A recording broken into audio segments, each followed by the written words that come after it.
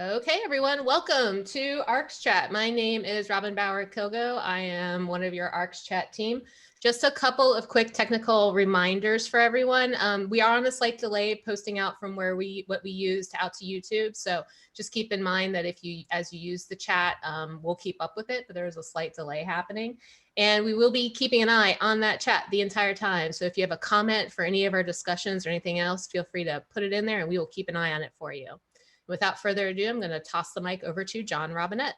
Hey, y'all, it's John. I'm here, of course, with Amanda as well, and welcome to yet another episode. Glad you are back with us just because it was such a long time between episodes. That was mostly because we were trying to explore other types of episodes and they just didn't quite come to fruition, with certain guests, etc. But today we decided to end the season with somewhat of a recap of last year, of this whole first season of ARCS doing the YouTube Live podcast. And so, we got another person here. So yeah, we have another. We're gonna recap the season and also introduce our new guests. So looking back on what we accomplished this year, we had a wide variety of ARCS chats based, beginning with the conference, and then Joan Baldwin was sort of the centerpiece of the conference, and we were very happy to have had a special episode with her, and also to be able to provide her entire presentation for the conference in the podcast form. In addition to that, we were excited to have Art Museum Transparency and Michelle Miller-Fisher on to discuss the role that that labor has been playing in the activism towards museum community and the collections community. In addition, we did a couple of special episodes, a small series on loans, and that was really exciting to be able to discuss the role of insurance, as well as maybe our possibly misguided climate conditions that we all ask for. And then, of course, once the lockdowns hit and COVID-19 became the centerpiece of everyone's life, we did a long series of things responding to that. So everything from shipping to, more insurance, and then, here we are. So lots and lots of stuff to discuss. And in order to fully discuss where we're going in the future, let's discuss the past. And so Amanda's going to talk through our important guests, Toni Kiser, the new president for ARCS, and Samantha Forsko, who's the new vice president. Welcome, Toni and Samantha. Thank you for joining us today. Yeah, happy to be here. Thanks for having us. No problem. Well, it'll be really good to go ahead. We've had a busy year with ARCS, and to recap some of the highlights, things that you guys are especially proud of having accomplished. And then from there, we'll segue into some of the new initiatives we're looking to do as the year progresses. Yeah, great. Well, it was a conference year for ARCS, so I think that's always one of our major accomplishments, our biennial conference. So for those almost 1,000 of us who were able to convene in Philadelphia in November, we were so happy to have you and so happy to be able to pull off yet again another really successful conference. And it's been great that we've been able to make those videos available and get some more traction out of them while we were kind of all locked in for COVID. So that was definitely one. I think that we want to thank everyone who presented, who sponsored us, who continued to sort of give us ideas and feedback on how we can continue to improve.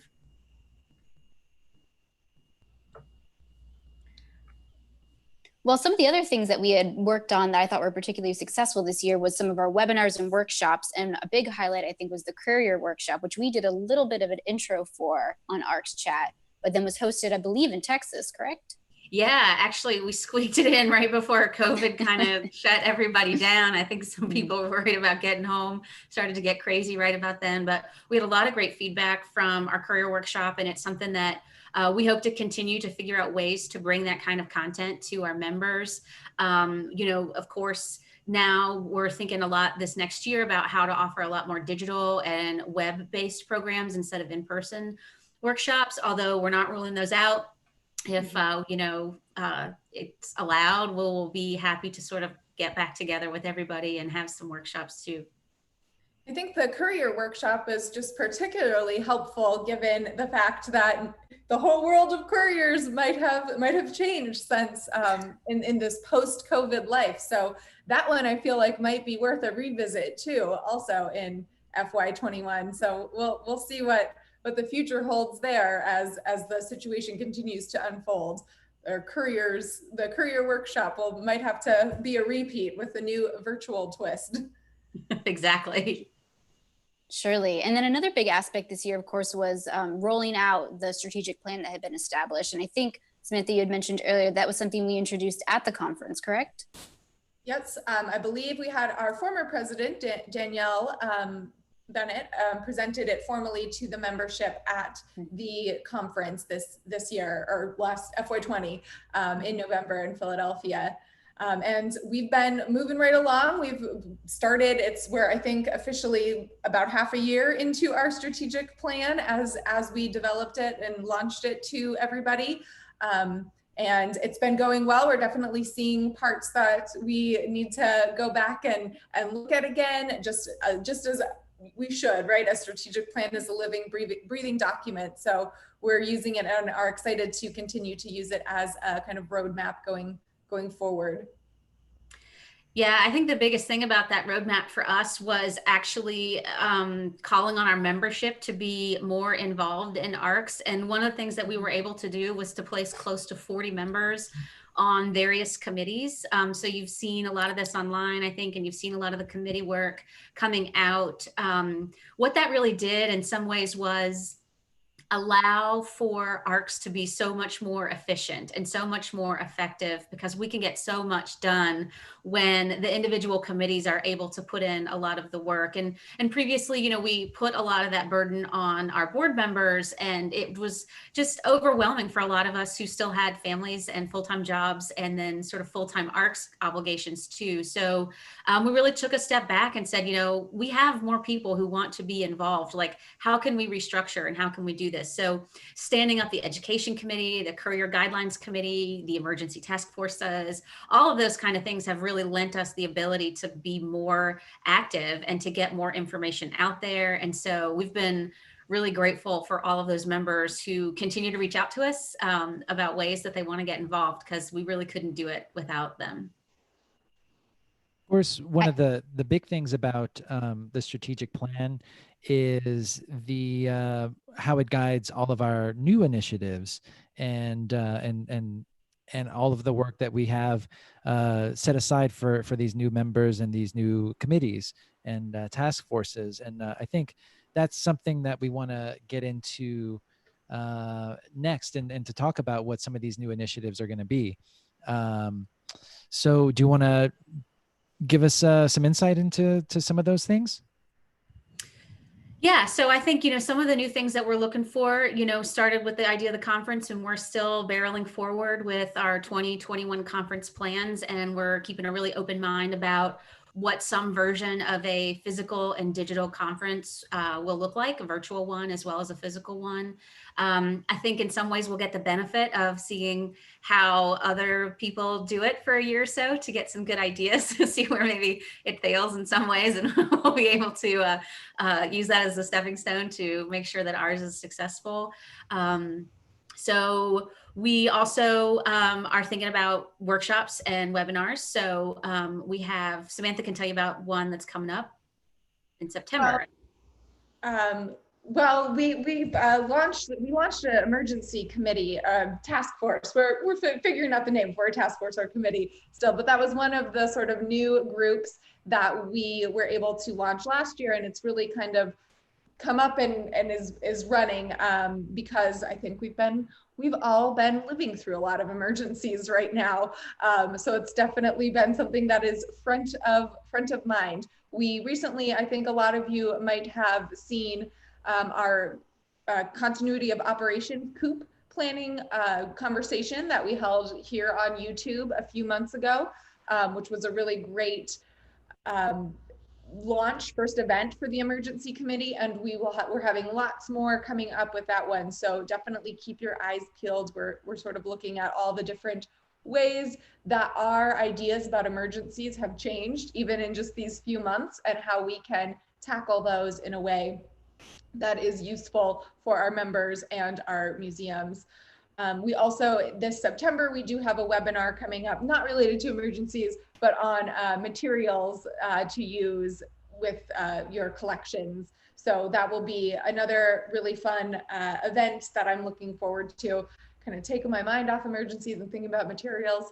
But much more content is in development. So definitely be on the lookout for announcements. We've been trying to, with the new structures that we've been talking about, using more members as people to be involved as opposed to just board members. It's been helping us a lot to get a lot more sort of lead time on being able to promote and discuss these events prior to their launching. So we're all really looking forward to that, and hopefully that will help you all plan a little bit better when we do have some of these upcoming events. And if anyone's out there, listening, and they have some ideas or on things that they constantly come up against that you think ARCS should be aware of, that maybe we should plan events or programming around, please let us know. Either email info@arcsinfo.org or put it in the comments in the live chat. That would be great. We're open to any suggestions along those lines. I also want to mention that, we recognize that most people that listen to this are coming from the United States, and we have a wide variety of conditions that we're all living through at the moment. I'm up in New York, and so things have kind of calmed down, but most of my colleagues down here are in Florida, where it's not so nice. So we hope everybody's doing okay. And if you have any specific insight to add, please go ahead and put that in the chat, as well as any questions you might have. I'm going to quickly add too that people are noting where they're located right now, which I'm finding really fascinating in the chat. So if you are working at home, do it. Say you're at home, and we're probably going to be starting a new hashtag soon called Back at Collections. So if you're posting on social medias, you can post using hashtag Back at Collections, and then we can kind of see where people are. Because I have a feeling it's going to be a little of waning and waxing as people go in and out of their collections for the next couple months. And I will say, please don't post pictures of secret stuff in your collections or things that are security sensitive, but you can give us an idea of kind of where you're at if you'd like to, if you feel comfortable with it. Yeah, that was a really fun project, Robin, that you guys had, ARCS at Home, registrars at home, the hashtag, which you should still go back and check out if you want to see what other people were up to in the closures. Yep, it was fun. It's on Instagram. We're at ARCS for All, Twitter at ARCS for all those fun places. So yeah, it's great to see what registrars' house, like other registrars' houses, look like collections. How organized they are. Yeah. Well, if this camera faced the other way, you would not see a lot of organization. There's a reason I have a virtual background. So let's get back into the initiatives. And so what are, I know that there's another big announcement that's gonna come out of today's chat, right? Do you want to go ahead and move forward with that? Yeah, sure. I think I'll start, and then I'll throw it over to Samantha for some more information too. I think that one of the things that internally we've been talking about, and it kind of came out of several different committees within the structure that we have now, that ARCS needed to be more proactive in thinking about this initialism that we've kind of adopted, IDEA, inclusiveness, equity, diversity, and accessibility. And so although initially, when we were working on our strategic plan, those values were things that we had in there from the very beginning. And we talked about the idea of this IDEA task force or committee itself. And working with our strategic planner, really decided that rather than have it be its own sort of separate goal or separate committee, that we would try to put those values and the work into all of the committees, into all of the goals. And that's really been the model that we've been operating on, over these last 6 or 7 months as we've had this new strategic plan. But I think what the last couple of months have taught us is that we really need to be doing more. and we really need to be more actionable in it. And so we're going to put out a call. You'll see it on the Tuesday ARCS update for members to help us with an IDEA task force. So Samantha can tell you a little bit more about that and the process. Yeah, so I was going to say it's open to non-members as well, because that is something else that we have sort of recognized that we might need to, for really being critical and self-evaluating our organization, we might need to be looking outside of our current membership to kind of find the right people to do that. So the idea behind the IDEA task force is that it's really a first step and will help to sort of guide us along what we need to do next. We know that we need to sort of look at ourselves first. We need to put ARCS itself under a microscope to really see the areas that we are failing in a lot of this, and maybe some areas that we are succeeding. But it's hard for us to, move forward and help our members without really taking that hard look at ourselves. So we are imagining that the first round of the IDEA task force, and there might be several rounds. Honestly, this is a pretty open-ended process, and we are hoping to use this chat for more sort of thoughts that the members might have on this as well. So please do feel free to share your thoughts and ideas in the comments here, because there's no such thing as a bad idea in this one. We want to get all of those ideas out there and really sort of be listening to people. But the initial thought was that this group would sort of be a self-reflection on ARCS to see the areas that we need to grow internally so that we can start providing more for our members. We recognize that this has been something we've been struggling with for many years, and now is the time for us to really turn the camera around, look at ourselves, and see where we can improve. So that is the first start to this.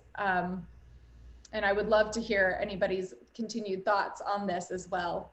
Yeah, I think the other, the hope too in doing this and in taking a hard look at ourselves is to be able to give us some tools to better help our members. I think that, one of the things that the strategic plan really brought out for a lot of us is that we often think of ourselves in terms of a museum, but ARCS is a member organization. And so we have to remember that, yes, we're all closely associated with art and artifacts and museums and history and all of this, but what we really want to be is a resource and a place for registrars and collection specialists to get the tools and the education and the support that they need. And so what we really hope is that this task force can help us to do that internal reflection, but then also help bring to the fore ways and steps that we can do to help create the diversity within our organization and for our members as well. So we hope that, this process is something that continues and that people will reach out to us with ideas, with their thoughts. I would encourage people to use the ARCS forum too. It would be a great place for members to sort of connect. And like I said, we are opening this up to non-members, this committee task force. So, but the forum also exists as a great place for all of us to connect about it. So this is an interesting development because ARCS Chat was one of the reasons that we couldn't do it an earlier ARCS Chat is because we were trying to plan a response and a discussion about this very topic during the heart of the Black Lives Matters protests and everything. And it was an interesting and very positive coincidence that all these other committees and task forces were on the same page. So this is how we ended up with this discussion here. And I think what's critical is that this is an international situation. And what we've seen and what the protests have highlighted. And also this is all wrapped up in the labor talks that we were having earlier this year. This is all wrapped up in, Joan Baldwin's keynote at the conference. All of this whole year has sort of been devoted I would not say coincidentally, because it was somewhat premeditated that we are talking about these topics, and it was a consistent theme.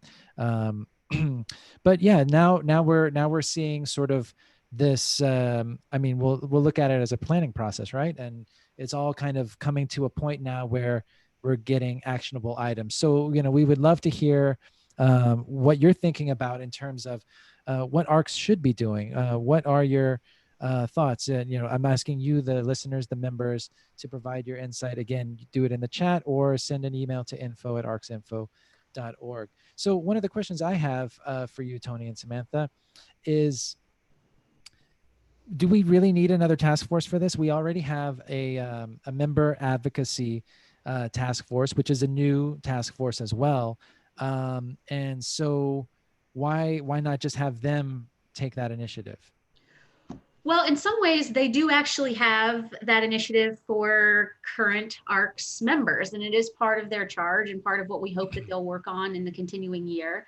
But this task force, like I mentioned, is really more about putting ARCS under the light and getting an idea of us as a board, as a strategic plan is structured, as our committees are structured, if we're doing all that we can, and if we're doing it in ways that are effective and are actually gaining some ground in a way. And I think that what I also hope is that the member advocacy task force will be very much involved with this one as well. There will be a lot of connections, a lot of probably questions back and forth. But that, again, it's a place where tools and resources and some of those actionable steps that we can then put forward to member advocacy to be able to have some tooth, to be able to get some initiatives going. I think that we just initially felt like it might be too much to ask them. It's a big problem to solve. And I don't think that any of us think that one task force or one committee or one round of this is going to do that. We know that this is a big picture thing that's going to take time. But we also want to be accountable to it too. And so I think that this is a way for us to just initially get started on some true accountability. I think to add on that a little bit, and Toni already sort of hit on this, is that the member advocacy task force, where this seems like it would naturally live, is, member focused. It's more forward on that.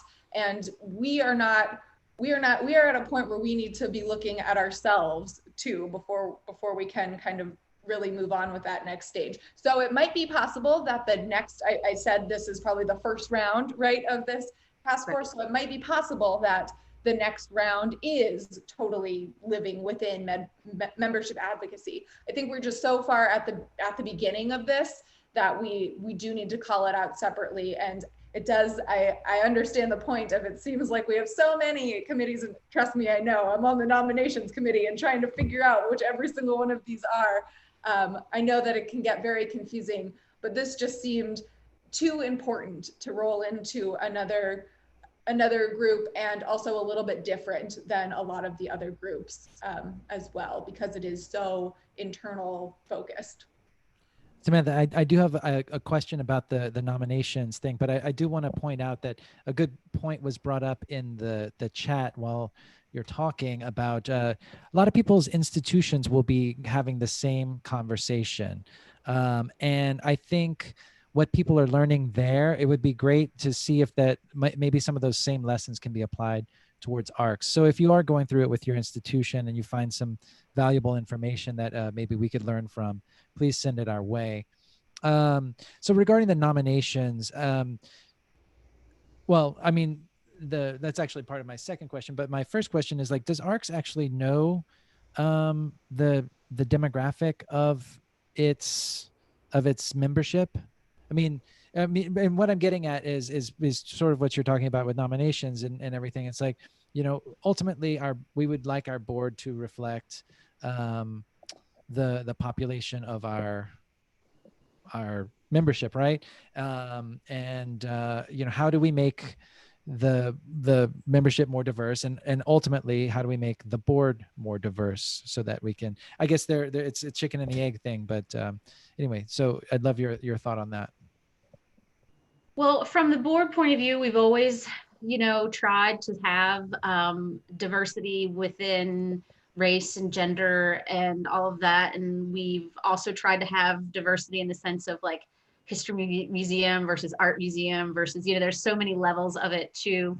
And, I think that one of the things is that as a profession, registrars and collections specialists aren't all that diverse. And so it makes it hard for members to serve, so we have, this sort of catch-22 where it's hard to have a diverse board when you're pulling from a population that in and of itself is not really known for its diversity. So we recognize that. And I think that like a lot of one of the best ideas that we've had, Erin McKean on our board, is to write a children's book about museum registrars to get kids of all ages and of all backgrounds interested in museum work. Like in some ways it has to start at a really like a whole different level than just, recruitment. Although I think that recruitment is a tool that we could use to gain that. And I think that that's where ARCS, that internal lens is going to come around and help us to maybe focus on what some of those efforts are. And I let me add to that, because as someone who, did serve on the board, some of the board diversity also has to deal with not just, ethnic background, where you're from, whatever but it's also your profession. So it's not just, people from art institutions on the board. It's, you got history museums, you got science museums, you have a wide variety of representation there. So diversity cuts across every demographic. So I will say that, that's another thing that we have to balance. And from the nominations point of view, that is definitely a criteria and something we discuss with every candidate is, is this a unique perspective? Is this, do we already have, this perspective being represented? So that is a conversation we're constantly having. And I honestly think it's a conversation that's happening across all of our committees, because as Toni mentioned kind of in the beginning, that was our goal in the strategic plan, was to make this something embedded and to have that conversation about what diversity is inside of every committee and inside of every discussion that they're having. So it's not that we haven't been having these conversations already, it's just that we're really trying to shine a spotlight on them right now. Yep.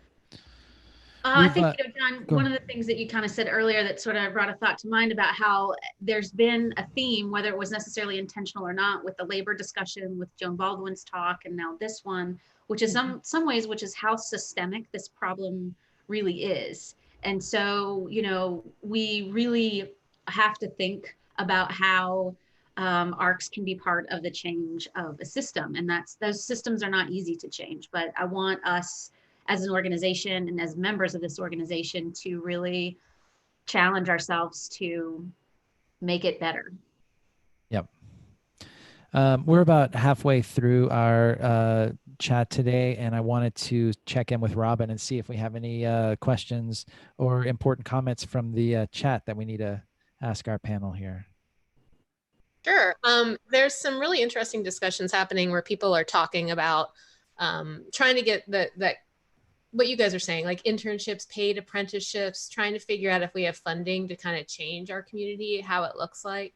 I think, I've worked with ARCS for 7 years, and I have seen a slight demographic, I guess, change amongst the board where, all good things, like where it started out very art central, and now we're seeing a lot of people coming from science museums and all that, which is great. Also, eventually calling out to like maybe even children's museums or other, non-collecting or collecting institutions, but people who really look at collections in a different way. So I think that's all really positive, and that's what people are really talking about amongst the chat itself. So it's all really good. No questions so far, but lots of really good discussions. I'm following along a little as well, and I'm seeing the conversation about the paid internships and the kind of conversation, Robin, you just brought up about redirecting maybe some of our funding. And this is actually kind of a great time for this, because we are at such a sort of pivotal time within the organization. We are, going through this kind of growth. We are going through the strategic plan. We have some other kind of projects going along, how we're kind of evaluating a lot of the things that we're doing. And so this will be a great time to kind of work in some of that. And I definitely do want to explore that paid internships and our funding in a lot more detail, but you can obviously see how that will affect how we are going to do our fundraising, how we're going to be set up financially as a whole. So this is why it is so important for us to start with this internal reflection on what we are prioritizing, and so that we will be able to sort of make informed decisions about some of those programs that I really like them and would love to figure out a way to do them, but we do need to to sit down and look at how that's all going to work.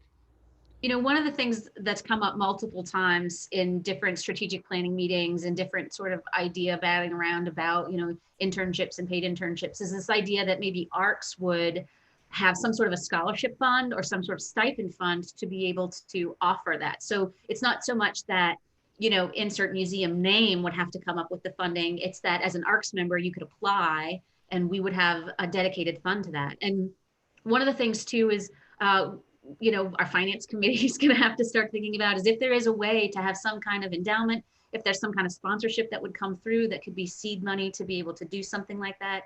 That's been mentioned many times, and it's always just been like but you got to have some money to get started with. And so maybe some dedicated fundraising to those efforts. But those are some of the things that we want to see. We don't necessarily want to just throw money around when we don't have a ton of it for an effort. We want to make sure that it's something that could really affect some change. And I do think that the intern one is one that we've all talked about enough to know that barrier of basically having to work for free has a certain amount of privilege associated with it that often keeps people of color at a disadvantage. And so if that's something that we can do, I think that, you know, we will make every effort to sort of figure out some scholarship, some stipend, some application process for that. And someone pointed out just now in the chat that socioeconomic background is part of the terms of diversity. Some people of color who work in museums can't afford to become paid members or go to conferences. And that's very true. Yeah. You know? So and I think one of the things too, we've actually talked about, you know, for the 2021 conference is that a lot of us, you know, myself included, won't have any professional development funds. So we are thinking a lot about how different travel awards and stipends and what that increase might be for 2021, because we recognize that a lot of museums, as part of, you know, keeping staff, had to cut things like professional development and some of that. So we're really on it, and we would love your ideas. We would love ways that you think about how ARCS could support you in that manner, because we want to raise those funds and try to do as much as we can. Sorry, John. No, go ahead, Amanda. Yeah, I think all of these wonderful ideas that we're talking about and getting feedback on really boil down to the idea of access, right? We want to be able to give people equal access. And sometimes it's not necessarily a monetary barrier that stops people from having access to something, but more of just an opportunity. So ways in which we could possibly explore those ideas and what access means, not just in a financial way, but in access to resources, information. Maybe there's opportunities for us to support our membership and the field of collections specialists in general in a way that doesn't necessarily have to have funding tied to it. So thinking about it big picture too, and not just, I know we're talking about reflecting on ourselves, and that's so important, but also thinking in other ways that we could be reaching out and providing more access to collection specialists, not just ARCS members, but globally thinking about this in a big way, about the field in general, because we're talking about different themes, but you know, it's the field itself that's going to need to change too. And we could play a role in doing that. And I think that's a really exciting thing and a really wonderful part of this task force that's going to hopefully over time have an impact. Well, you know, we've addressed the topic in ARCS chats prior to this. I don't remember if it was via Twitter or if it was on a live session, but one of the big ones that also came up, and this is perfectly in line with what you're saying, Amanda, which is in terms of access, is maybe not requiring a master's degree for an entry-level job.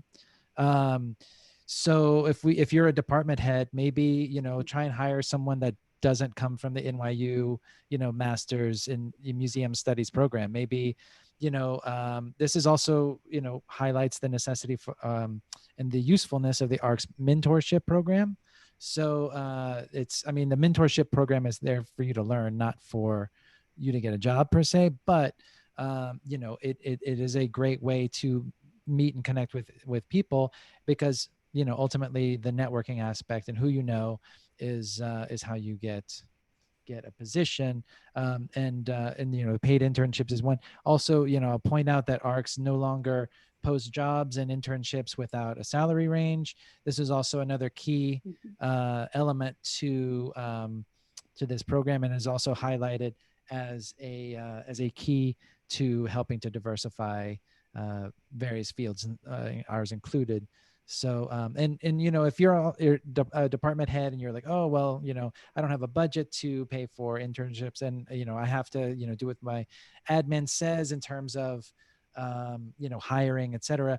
I would refer you to the ARCS chat from January with Art Museum Transparency, Michelle Miller-Fisher, who has a really great perspective on how to deal with upper administration. And I mean, she's basically like, you know, this pretty hard nosed about it, but in the most, you know, gentle way possible. But yeah, anyway, I definitely do recommend you go back to that, because ultimately this is where we are. And look, you know, and this is something I thought of today, is like, we have almost like, you know, 1,000+ people willing to leverage their, you know, white privilege in order to make this happen. There's a willing audience there that wants to make this change, and you know, let's capitalize on that as a group. So Robin, anything else brewing in the comments there? We did have someone ask, will ARCS start asking for new or renewing members to self-identify in terms of the ethnicity, race, and gender, so we can better understand and track changes to the makeup of the membership? And I can actually answer that real quickly. Yes, we need to start doing that. Not to get too techie real quick, but our database does have the capability to do that. It's just we haven't really turned on those switches. So that's something we've discussed that we need to start doing. It will be self-identification. We're not going to force you to do it if you don't want to do it. But we think that that needs to be something that we need to start tracking more seriously in order to get an idea of what we have. And we have all these fabulous people on our membership engagement group now who like numbers and pivot tables and spreadsheets and other crazy graphing things that I never have time to do. So shout out to them, and the fact that we're going to be examining that in the next time period. There's a couple shout outs to you, John, for what you just said. So props to you on everything. And also a discussion just about transparency and pay, which I think is also important to our community, and how the requirement for master's degrees is kind of crazy sometimes when you're looking at some of these jobs. So I love the idea of us trying to think of these more as apprenticeships as compared to traditional internships. I think is a really good way of looking at it. So that's really nice as well. I will also point out that the first two presidents of ARCS were Mexican American. So ARCS and the ARCS board is not 100%, you know, white monolith that we could potentially think of it as.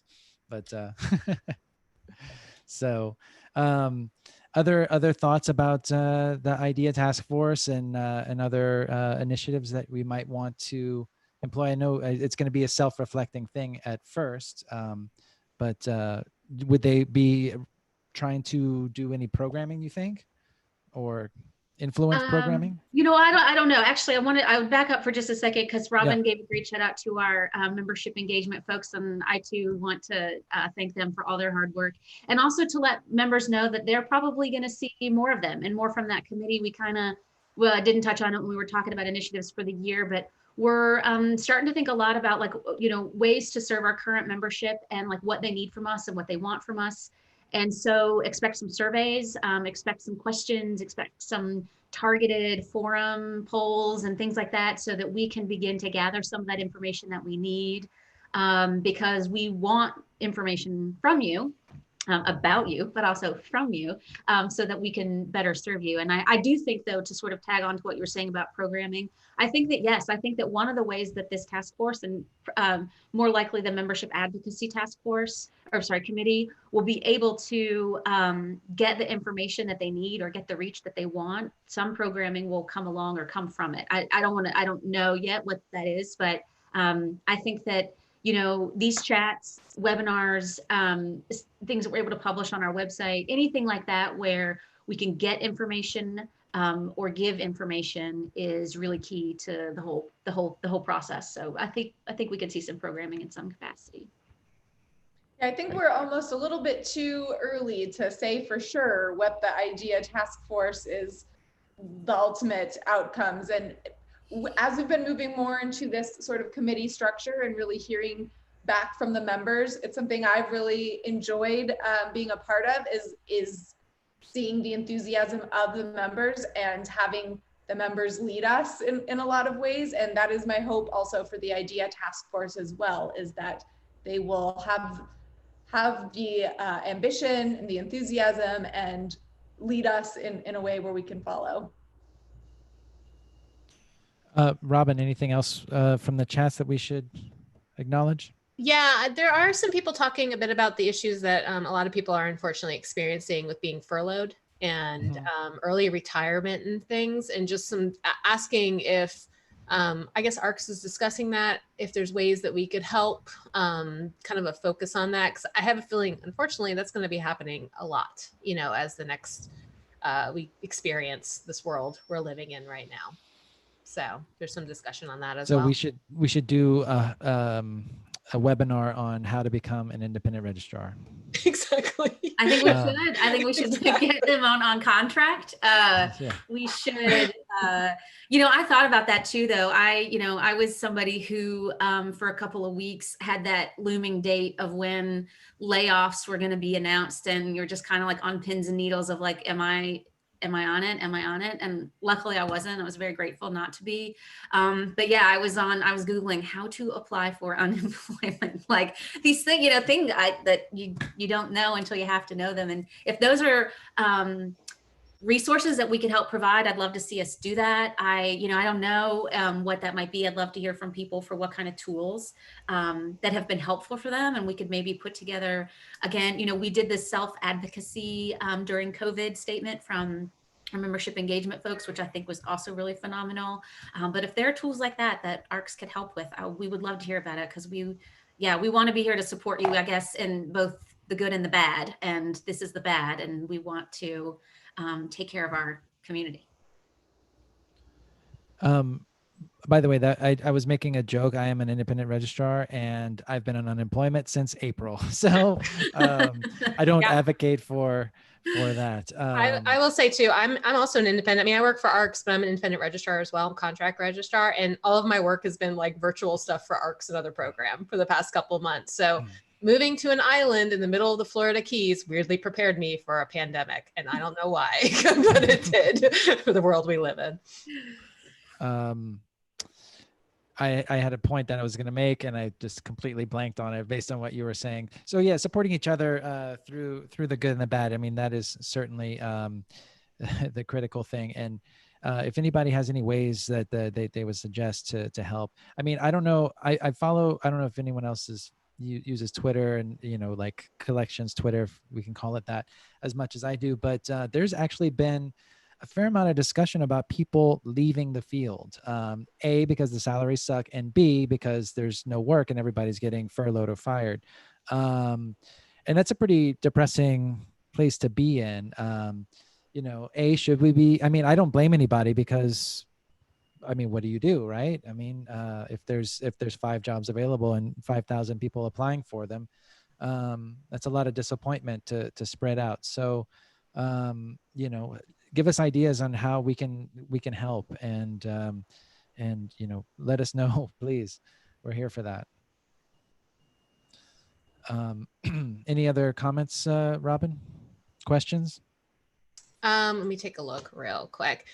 There's also, you know, just us discussing about being furloughed and stuff like that. The idea of us trying to make sure that registrars and collections folks are included in the essential staff category as compared to other organizations or positions within the museum. I think that's a key thing, that, you know, as we go back into our institutions, people realize the importance of what we do and how we are an integral role.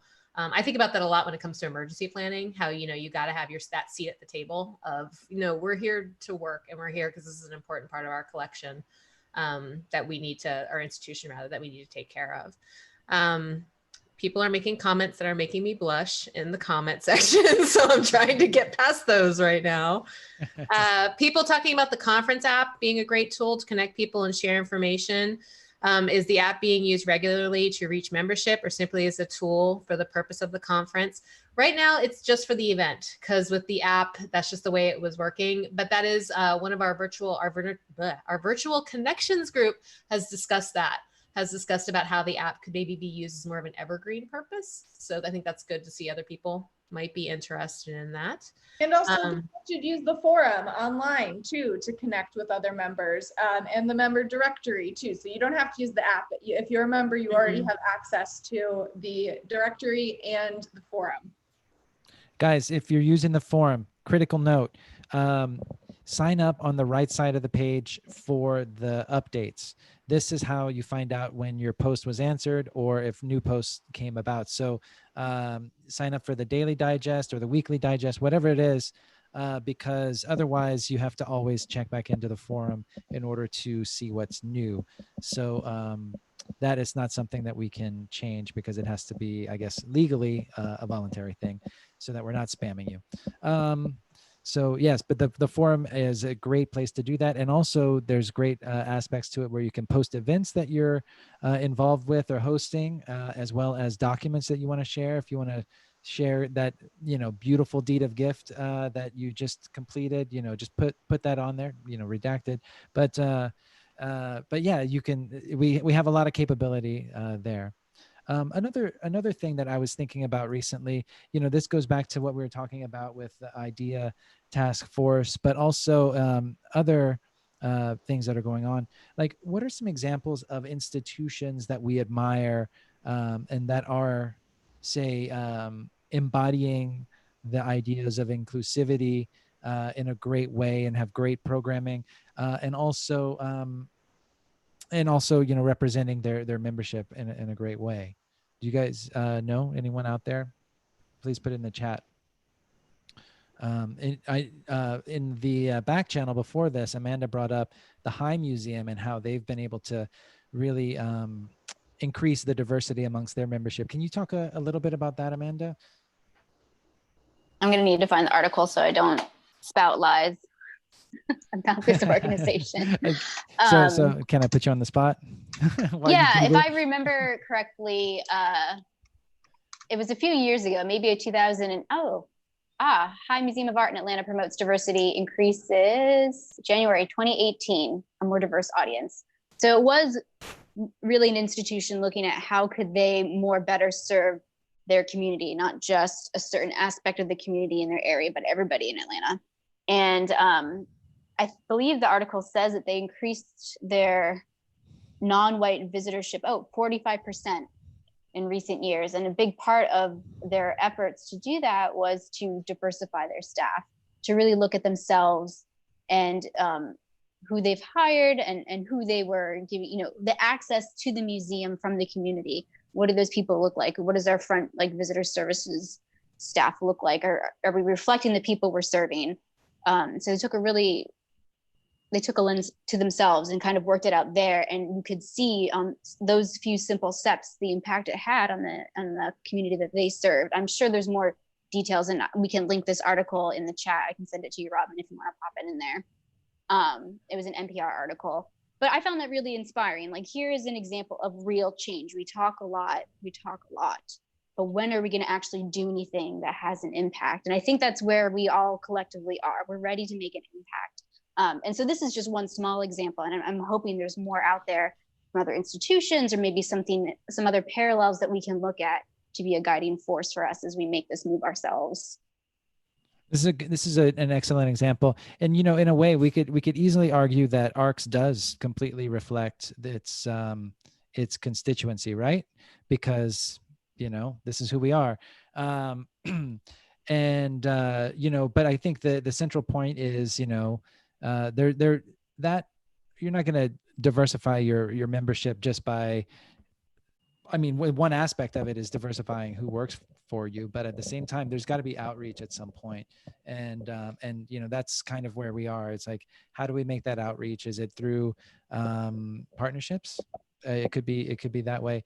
There's been a couple of good points made in the chat about how New Zealand is working with the Maori community. That has been a really positive point of diversification, and also the Cooper Hewitt's accessibility program, which I think we'll have to do some research, and maybe we can link to maybe both of those things if those of you who posted those comments have links that we could share with everybody else, that would be fantastic. That we could do that. I would love to know more about what the Cooper Hewitt's accessibility program actually entails. So, other questions or comments out there? There's a lot of discussion about partnerships. So trying to identify groups that we might want to partner with, which my comment was, we love partnerships. So if anyone has groups that they know who we should get on our radar, please let us know. We already work a little bit with AIC. ATOM would probably be someone we'd probably look out to get help with. Anyone else, if anyone has any other acronym they'd like to pass along, please do so. Just because we are, you know, I'm a big believer if you don't reinvent the wheel. If there's someone out there with a good program or has a group of people that we should work with, then we should do it. You know what I mean? So please let us know for sure. Hey, Toni and Samantha, do you guys know, do y'all know if like AIC and other professional associations are going through the same thing? Are they working on the same type of programs? Yeah, I know that CS, AAM is, they recently also had a meeting about it, kind of going down a similar road, and sort of just had a conversation with just like, okay, like let's stay in touch with each other. Sebastian reached out to me and I was like, well, let's stay in touch, because agreed, like we have very similar audiences and members. And so we might be a better force together than apart, and to sort of keep each other informed. So that's definitely one. But I think, you know, Techgrid International, who's our Jim, who's our strategic planning guru guy who helps us a lot with these things. He's basically told us, you know, like almost every organization that he's working with in some capacity is doing something exactly like this. So, or along these lines, it's, you know, I think that we've hit a tipping point, and I in a good way, and that everyone, or almost everyone, is really taking a deep look internally and at systemic change. And so, but yeah, it would be great also to pool resources in some of these ways too, and to learn from each other, learn from each other's mistakes, and, you know, be able to have the broadest sort of audience possible for it too. Yeah, and I think there's a lot of organizations out there that I know have kind of like standing diversity, equity, inclusion groups. You know, I think in the past that a lot of those groups have been a little bit more for show for a lot of organizations, and that was part of our reason why we originally, when we were strategic planning way back last year, we were thinking, instead of having one that might just be for show, as a lot of organizations do, that we would want to kind of permeate it through all of our other task forces. I do think a lot of the other organizations that already had standing diversity, equity, inclusion groups are now going back through and you know, relaunching those and looking at what that actually means, and making sure that those are not performative and that those are real. So that's in some ways, ARCS was a little bit ahead of that game, just because we had already started that in our strategic planning process. But I think this is definitely, we all are going to be different at the end of this, museums included, associations included, all of these diversity, access, inclusion task forces will be different as well. So I think we're all hopefully headed in a good direction. I hope, knock on wood. So I mean, this sort of raises the question, and maybe this is something for the IDEA task force to address, but maybe, I don't know how to say this in the right way. Should ARCS be considering hiring a consultant, an outside third-party consultant, to walk us through this process? It's not off the table. I think that we would like to start with the task force, and if that's a recommendation that they think, you know, then yeah, we would definitely be open to it. We have the bandwidth, I think, within the board to be able to hire somebody like that, you know, to find a good quality person and hire them. We just, you know, I don't think we wanted to have just some sort of knee jerk, like, well, let's hire a consultant and that'll solve the problem. I think that rather the idea was, with this task force and it really being an internal look, that we should do that first, because can maybe solve some of these problems on our own if we find them. And then if a consultant is something that we feel like we need to do to get over some hurdles, then I think the board would be willing to take that on. Yeah. Yeah. We got about 5 minutes left in the chat today. Please, any last questions or comments, please hit us up. Robin, anything you see out there that we should address? Still just some really good sources being thrown around right now. Yeah. People are talking about other programs that have really diversified and shown stuff that has worked. So that's good. Yeah, that's great. That's always incredibly helpful. Maybe we should start a thread on the forum about this where people can share, because, you know, as we were discussing, that everybody's kind of going through this process, and, you know, maybe people can link up, you know, and, you know, they can talk to someone that that worked at Cooper Hewitt, or I think Dallas was mentioned, and all of these things. Maybe we can connect these people through the forum. I wish I had Raj on here right now. I want to know more about arts administrators of color, so we'll have to find a link to them. So, other last questions? Anybody out there? I think too that, or I was just going to say real quick that even Raj says, and it may not be perfect and it's okay. I do think that like this experience, what we're all kind of going through, is going to be messy a little bit, and, you know, hard truths and all that, but it's all things that, like, we were talking about this before, like, we've all acknowledged this for a long time. I think internally, like, we look around the rooms that we're in and we're like, yeah, it's predominantly white, you know what I mean? It is. And that's something we've all known. It's just what are the actual practical things we can do to change this, I think, is what we're getting to right now, which I think is super important. So yeah. And I just want to make one thing. So the call is going to go out. You'll see it out on Tuesday in the ARCS update. So be on the lookout. And just want to remind people that self-nominations are highly encouraged. You don't have to get somebody to nominate you. We welcome those, though. If you are somebody who knows somebody who would be great for this, please do nominate them. But then also, yeah, feel free to nominate yourself. We're happy to get nominations in any way. We want to make this a really strong task force and a really, you know, good. We want the good work to come out of it. Yeah. You don't need to be a member. Just yeah, come, you don't need to be know someone. Just send them our way. Yeah, send them our way. Please do. And we're happy to ask if you have questions, other questions too. Feel free to reach out to the president's email or Robin at the info@email, and we'll be happy to take questions too.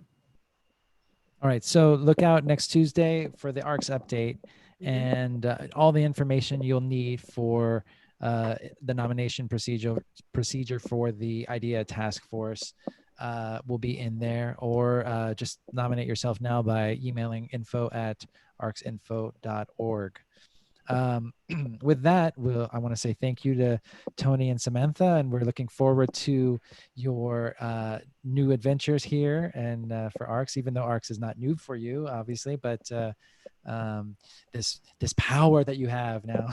So we're looking forward to all the new initiatives that are in the works. Great.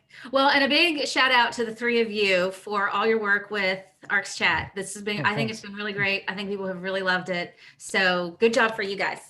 Thank you. Thank you so much. With that in mind, I do want to say also, if anyone has suggestions, we're already starting to work on the themes and topics for the next season that we're going to start in September. So if you have things that you think that we should discuss in the chat, please hit us up. You can either do it, on social media, #ArcsChat, or you can do the email info@arcsinfo.org, as with everything else, or just, text us, just call me. My phone number's online. So, and let me add real quick, Mark B. Schlemmer, the great granddaddy of ARCS Chat, is in the chat right now. So thanks, Mark, for starting us out way back in the day. Yep. Thanks, Granddad. But yes, we're thinking a lot about the next season, and we're happy that everybody stuck with us through all of this. Also, one bit of feedback that we'd love to hear from everybody, and you can put it in the chat now, or you can put it later, regarding the timing. We, since March and all the lockdowns, we changed our chat time to midday in the United States, which allowed us to accommodate European listeners as well as West Coast listeners. And we want to know if, that is still good for you. If, assuming that people will eventually go back to work, if that's still a possibility, or if you prefer the evenings, which, we just love your feedback in regards to that topic. So, but anyway, with that, thanks again for listening through this whole season. And we're going to take a couple months off to sort of plan out the next season, and say hi to our partners again, who have had to sit through 3+ chats a month for the last 4 months. So thanks again for everybody, and we hope that you can tune in soon. Don't forget to hit subscribe on the YouTube channel, so that you hear of any important updates that we have. Who knows, something may happen and we have to do an impromptu ARCS chat over the summer, and you would get first notification of that. And of course, hit us up on social media at ARCS for All, and also hashtag ARCS chat. Subscribe to the podcast. I'm going to keep going. Subscribe to the podcast on Apple, Stitcher, Google Play. What am I forgetting? Spotify. And you got them all. Good job. And what else? I think that's it. Everyone, thanks for joining us, and we will see you in September. Bye. Stay safe, stay healthy. Thanks, y'all. Bye. Bye. Thank you.